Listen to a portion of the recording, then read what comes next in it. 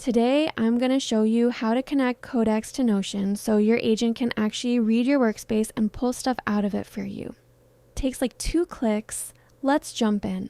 So inside Codex, go to this Plugins tab right here.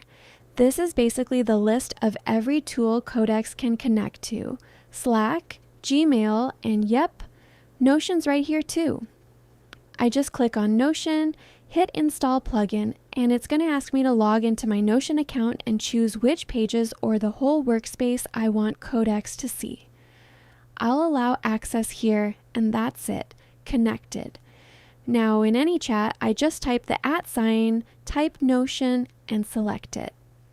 This tells Codex to actually go look inside my connected workspace. Then I just ask it, in plain language, what I want. I hit send, and now Codex is literally scanning through my Notion pages, pulling the real content, not guessing, actually reading it, and it comes back with a summary I can use right away. And that's the whole thing.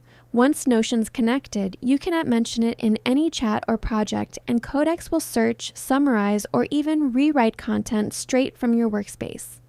Super handy if you keep notes, docs, or scripts in there like I do. That's how you connect Codex to Notion. If you found this useful, drop a like, and I'll see you in the next one.